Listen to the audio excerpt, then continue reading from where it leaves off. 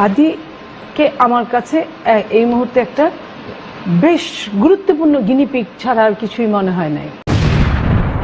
ভাই জীবনের রাজনীতি নিয়ে আসলে কোনো প্রকার কথাই বলি নাই, কেননা আমাদের দেশটা গণপ্রজাতন্ত্রী বাংলাদেশ হইলেও এখানে জনগণ মতামত প্রকাশ করলে জেল হয়, রাস্তায় গুলি খেয়ে পড়ে থাকতে হয়। ভাই দেশে অন্যের বিরুদ্ধে কথা বললে জেল হওয়া, গুলি খাওয়া, এগুলো ছিল জুলাই যুদ্ধের আগের কাহিনী। কিন্তু একটা স্বৈরাচার পদত্যাগ করার প্রায় 1 বছর পরে গিয়েও বাংলাদেশের রাস্তায় হাদির মতো একজন ইনসাফি ব্যক্তির গুলি খেতে হয়। হাদি ভাইকে যারা চলন্ত বাইক থেকে গুলি চালায় তাদের পরিচয় শনাক্ত করা হয়, এর মধ্যে তারা নাকি ভারতে পর্যন্ত পালিয়ে যায়। আর আমাদের দেশের সরকার মনে করে গতিতে বসে বসে সরি ভিডিওতে এখনো শুরুই হইলো না ভাই। এখনই যদি ভাই ভিডিওতে ঝড় তুলে ফেলি তাহলে তো ভাই আর জমলো না জিনিসটা।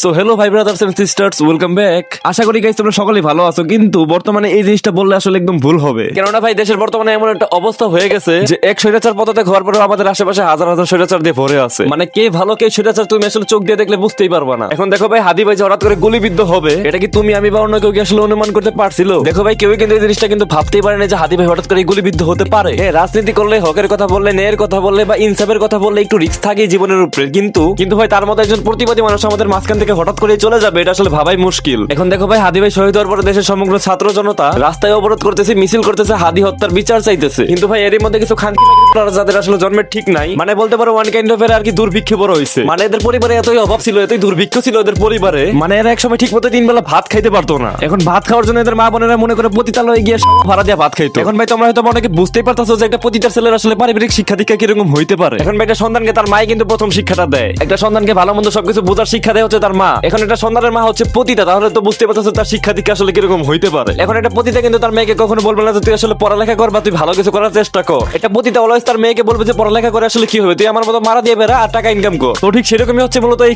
ভাই। পার্সোনালি বলতে গেলে এই মাকে কোনোদিন দেখিও না, আর চিনিও না, আর চিনতেও চাই না। দেখেন মুরব্বী, আমরা যৌবনে যদি খুব বেশি লাড়াচাড়া দিয়ে ওঠে তাহলে একটু ফিঙ্গারিং করে ঘুমিয়ে পড়েন, তাও পুরোনো কাপড়ের গন্ধ শুকে সস্তার নেশা করেন না। মানে ভাই হাদিবের মতো একজন সাধারণ ইনসাফি ব্যক্তি, মানে ভাই এমন একজন প্রতিবাদী মানুষ কোনো কারণ ছাড়া রাস্তাঘাটে গুলি খেয়ে পড়ে থাকে, অথচ তার কোনো বিচার নাই। তার বিচারের জন্য পুরো বাংলাদেশ কেন, বাইরের দেশে থাকা বাংলাদেশের বিভিন্ন প্রবাসীরা পর্যন্ত রেমিটেন্স শাটডাউন শুরু করছে শুধুমাত্র হাদি হত্যার বিচারের জন্য। অথচ বাংলাদেশের কিছু so cold content creator, influencer, যাদেরকে কিনা তোমার আমার মতো মানুষজন সাপোর্ট করে করে উপরে উঠাইছে, সেই সকল কন্টেন্ট ক্রিয়েটর বা ইনফ্লুয়েন্সাররা আজকে হাদি হত্যার বিচারের জন্য একটা পোস্টও করতে পারে না। মানে ভাই এগুলো আমাদের দেশের ইনফ্লুয়েন্সারও না, এগুলো আমাদের দেশের কন্টেন্ট ক্রিয়েটরও না, এগুলো হচ্ছে আমাদের দেশের পাবলিক ফিগার লেভেলের হিজড়া, যাদের আসলে কথা বলার মতো মুখ আছে ঠিকই, কিন্তু কথার ভার বহন করার জন্য তাদের কাছে আসলে নুনু নাই, যার জন্য তারা আসলে মুখ খুলতে ভয় পায়। অথচ তোমরা ব্ল্যাক জয় কিংবা সাজিদ হাসান মাহের দিকে একটু তাকাও, এই দুইজন মানুষ হাদি হত্যার বিচারের দাবিতে ঠিকই মুখ খুলছে, ঠিকই রাস্তায় নামছে, ঠিকই পোস্ট বা ভিডিও বানাই যাচ্ছে। কিন্তু ভাই বর্তমানে বাংলাদেশের তো বড় বড় কন্টেন্ট ক্রিয়েটর, ইনফ্লুয়েন্সার থাকার পরেও সেরকম আহামরি কোনো বড় কন্টেন্ট ক্রিয়েটরকে দেখলাম যে হাদি হত্যা নিয়ে মুখ খুলতে বা কথা বলতে।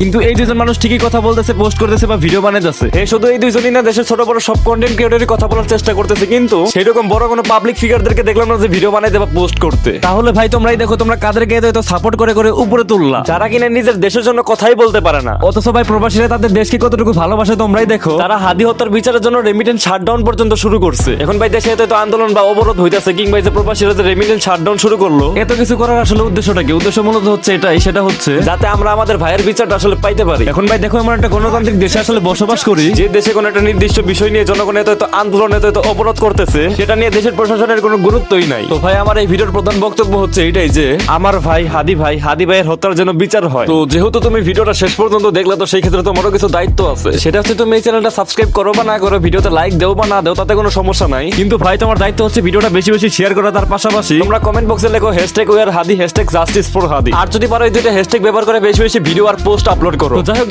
সবশেষে একটা কথা বলি, জান দেবো তাও জুলাই দেবো না।